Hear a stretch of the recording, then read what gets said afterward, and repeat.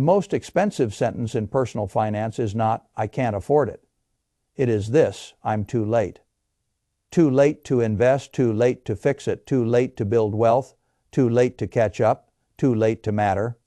That sentence has probably destroyed more fortunes than a bad stock tip ever could. Because once a person believes they are too late, they stop behaving like someone with a future. They stop learning. They stop saving. They stop acting. They turn regret into a lifestyle. And regret is one of the few things in finance that compounds even faster than money. I am Warren Buffett, and if there is one lesson age teaches you, it is that life does not reward perfect timing nearly as much as it rewards continued action. People love to tell themselves that the winners started in their 20s, bought the right index fund, maxed every account, never got distracted, never had children at the wrong time, never had debt, never had bad luck, never lost years to confusion. That fantasy is comforting because it lets the late starter believe the game was rigged before they ever walked onto the field. But that is not how life works. Plenty of people start late and still build serious wealth. Plenty of people start early and waste the head start. Plenty of people with knowledge never act. Plenty of people with imperfect plans do very well because they simply begin and keep going. That is the heart of the source material you gave me. Underneath the YouTube shell, the strongest message is not, "Here are some tactical investing steps." The strongest message is that late starters do not need shame. They need structure. The source says clearly that the worst strategy is waiting for the perfect time, and it then lays out a simple progression. Face the numbers, honestly, create a conscious spending plan, take advantage of retirement accounts and employer matches, use a low-maintenance diversified investment strategy, and increase earnings to increase investing power. The deeper message is that being late only becomes fatal when it turns into paralysis. Paralysis, Fay turn 16 file 0 Fay. That is exactly how I would tell the story. Not as a tutorial, as a recovery, because a late starter has a very specific psychological battle to fight. It is not merely the math. It is the temptation to turn lost time into an excuse for more inaction. That is the first enemy, and the first victory is brutally simple. Look directly at your life. The source begins there for a reason. It says if you have been avoiding your finances because you think it is too late, then the first move is to stop avoiding and face the numbers. Write down your assets, write down your debts, subtract one from the other, and get your net worth. Then look at your spending across the last 3 months. Break it into essentials, non-essentials, and hidden leaks, and stop treating your financial life like a mystery. That is one of the best parts of the entire piece because it attacks shame at the root. Shame thrives in vagueness. Clarity kills it. Fay turn 16 file 0 Fay. That is exactly right. The late starter does not need fantasy. The late starter needs honesty. Where are you standing? What do you own? What do you owe? What is left each month after the real bills are paid? What categories are eating your future? What recurring habits are pretending to be harmless when they are quietly delaying everything? Until those questions are answered, the phrase, "I want to catch up," means almost nothing. You cannot catch up from a blur. You can only catch up from a starting point, and starting points, even ugly ones, are useful. A negative net worth is useful if it is visible. A weak surplus is useful if it is measured. A messy spending pattern is useful if it is now understood. The source says not to panic if your net worth number is negative. That is exactly the right tone. Negative is not destiny, it is a snapshot. And snapshots become powerful only when you finally stop covering the lens with your hand. Fay turn 16 file 0 Fay. That is the first stage of the late starter's comeback. Not optimism sight. Once the numbers are visible, the second stage begins. Free up fuel. This is where people get emotionally confused because they think budgeting means punishment. The source does a smart thing by not calling it a budget in the restrictive sense. It calls it a conscious spending plan and says you do not need a 65-line spreadsheet tracking the price of turnips. Instead, you need only a few key categories: fixed costs, investments, savings, and guilt-free spending. The exact percentages it suggests are practical rather than ideological fixed costs, in the 50 to 60% range, investing at least 10%, savings 5 to 10%, and guilt, free spending 20 to 35%. The point is not perfection. The point is to create an intentional flow of money instead of letting life consume all of it by default. Felicite Turn 16 File 0 Fe, that is mature finance. Most people hear budget and think a moral lecture is coming. I hear a different word, reallocation. A spending plan is not mainly about suffering. It is about redirecting money from categories that are not building your future into categories that can. That is a completely different frame. The late starter especially needs that frame. Because if you started late, then every unnecessary leak matters more than before. Not because you need to become joyless, because time is now more valuable, and every investable dollar has a more urgent job than it did 10 years ago. The source is excellent when it tells the reader to get honest and creative about personal spending weaknesses. Delivery after 10 at night, shopping done impulsively, eating out that is not actually part of your rich life, subscriptions that add no real joy. This is exactly the right language, because it distinguishes spending that truly improves life from spending that merely happened. And late starters do not have the luxury of treating every accidental habit as harmless. Felicite Turn 16 File 0 Fe, that is the hidden gift of starting late. You often have less patience for financial theater. The younger person can afford a lot of confusion because time is silently forgiving them in the background. The late starter does not get that luxury. So the question becomes more powerful. What am I spending on that actually matters? What am I spending on because I am tired, distracted, lonely, impulsive, or trying to reward myself in ways that are not building anything? Once you answer that, honestly, money begins to appear where you thought no money existed. The source uses a simple example of someone who discovers $500 in shopping and $400 in dining out in a single month, then redirects part or all of that into an investment account automatically. That may sound ordinary, it is not. It is the exact moment a person stops saying, "I have nothing to invest," and starts admitting, "I have been sending money to places that do not matter enough." Felicite Turn 16 File 0 Fe, that is Stage 2 Fine Fuel. Not by dreaming, by redirecting. Then comes Stage 3. Get the easy structural wins that the government and your employer are already trying to hand you. Late starters often think they need some dramatic investing strategy to make up for lost time. That is usually the wrong instinct. The source attacks this perfectly. It says stop turning down free money. If your job offers a 400 wonk match and you are not taking full advantage of it, you are literally turning down an instant 100% return on that matched portion. Then it lists the 2025 contribution limits for 400 wonks and IRAs, including the higher catch-up numbers for people over 50. The tone may be loud, but the principle is dead serious. If you started late, the first thing you should do is use every tax-advantaged an employer assisted tool available before you start dreaming about cleverness. Felicite Turn 16 File 0 Fe, that is exactly right. A late starter should not be looking for clever first. A late starter should be looking for structural leverage first, employer match, tax deferral, Roth space, catch-up contributions. These are not glamorous. They are better than glamorous. They are efficient.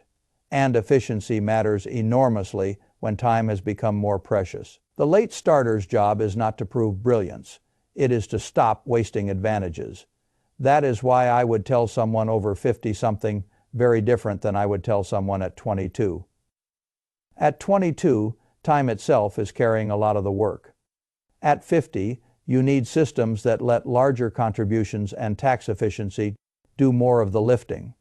That is not bad news. It is simply a different equation, and mature people should be able to handle different equations. Then there is another psychological problem. The source addresses very well, panic. The late starter often looks at the contribution limits, the total they should have by now, and the compounding charts, and then they freeze. The source correctly says this is the wrong response. Do not go from zero to demanding that you invest $20,000 immediately, just because the limit says you can. Start now at a realistic number, and then increase the contribution by 1 to 2% of income each year or whenever unexpected money arrives. That is one of the healthiest and most practical pieces of advice in the entire script. Fay falicite fay turn 16 file 0 fay, that is deeply wise. Panic is expensive. When people feel behind, they often respond by demanding a level of perfection that is impossible to sustain. They want to save everything, cut everything, invest everything, overhaul their whole identity in a week. That almost never works. What works is building a habit that can survive your real life. A late starter does not need a burst of fanaticism. A late starter needs a system that can stay alive for the next 10, 15, or 20 years without collapsing every time life gets emotional. That is why consistency matters more than drama. A person who invests steadily for the next 15 years from a late start will beat a person who spends 6 months binge watching financial content, makes one wild attempt to catch up, then gives up. And this is also why I think the source is right to move next into simplicity. Late starters are especially vulnerable to a certain kind of stupidity. They think because they are late, they must be aggressive. They think because they lost time, they must now take bigger risk.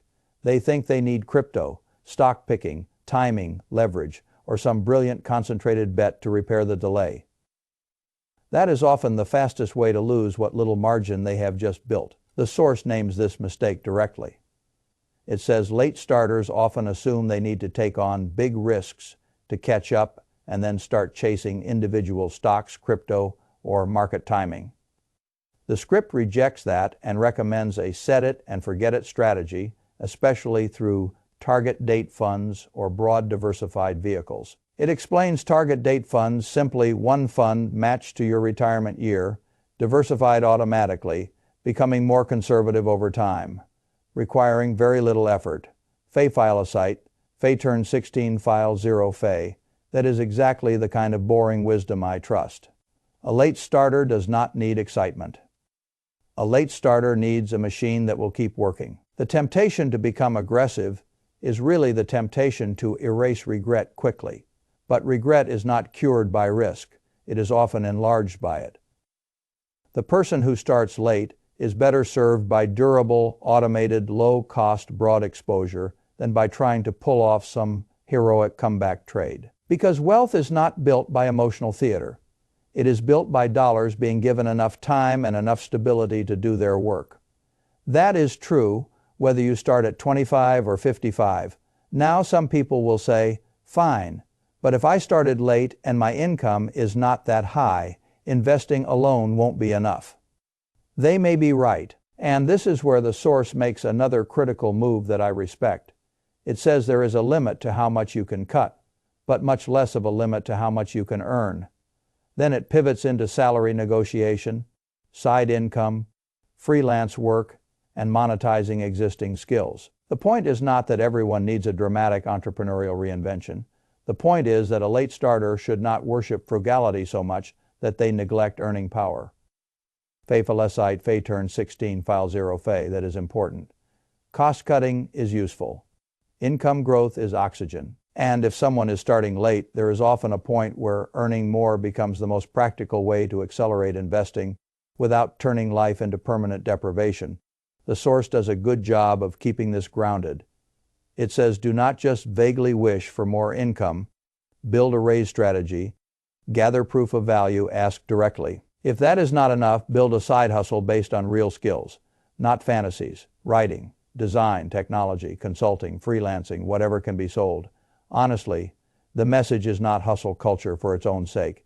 It is that income is not fixed unless you decide it is. Fay falicite, fay turn 16 file 0 fay. That is one of the most hopeful ideas in all of money. You are not trapped in your current earning arrangement forever unless you accept it as final. Of course, not everyone can change income quickly. Of course, some people face real constraints, but many people underestimate how much their skills, credibility, and effort could be worth if they stopped waiting to be noticed and started moving deliberately. That matters enormously when the goal is wealth, because investing gets easier every time the gap between income and lifestyle grows. And that gap can grow two ways: spend less or earn more. The best late start recovery often uses both. Still, I do not want to make the mistake of turning this into a simple, earn more and invest more speech. Because the deepest lesson in the source is not tactical. It is emotional. The late starter must stop telling a sad story about the past. That is the hardest part. The best time to invest may well have been 20 years ago, fine. You cannot invest 20 years ago. You can invest now. You can automate now. You can open the account now. You can claim the match now. You can cut the leak now. You can ask for the raise now. You can redirect the tax refund now. You can make the next decade better than the last one now. The source says this in the blunt, simple way that matters most. The best time to start may have been in your 20s, but the second best time is today. That line is repeated so often in finance that people stop hearing it. They should hear it again, because for a late starter, this is not a cliché. It is the only useful truth left. Fay filicite fay turn, 16 file 0 fay, every delayed investor lives under the same law. Yesterday is unavailable. So the game is not to wish for yesterday. The game is to become aggressive about today. In a sane way, not reckless, not desperate, aggressive about clarity. Aggressive about redirecting money. Aggressive about taking free match money. Aggressive about increasing contributions gradually. Aggressive about simple investing. Aggressive about raising earning power. Aggressive about not wasting any more years in shame. That is how a late start turns from a sentence into a stage. A stage with its own rules. A stage where time matters more. A stage where tax efficiency matters more. A stage where simplicity matters more. A stage where emotion can do more damage if left unchecked. But also a stage where decisive action can still build a very respectable future. I have seen enough compounding in my life to know that people underestimate what 10 or 15 years of steady contributions can do. They also underestimate what finally ending financial avoidance can do. A person who starts late but starts clearly is often in a better position than a person who started earlier but drifted for a decade. Because clarity is leverage. Clarity about spending. Clarity about leaks. Clarity about accounts. Clarity about what the money is for. Clarity about the fact that no one is coming to rescue you, and that this is not bad news. It is useful news. So if I had to reduce the entire roadmap for the late starter to one sentence, I would say this: it is not too late, but it is too late to keep waiting. That is the line I want people to hear. Not because it sounds clever, because it is true. If you start now, cut the leaks, use the tax advantages, automate the contributions, keep the investing boring, increase your income where possible, and stop letting shame narrate your future. You can build a lot more than you think. Maybe not a fantasy, but certainly a future with more peace, more ownership, more margin, more control. And that is what money is for. Not to erase the fact that you started late, to make sure you do not stay late forever.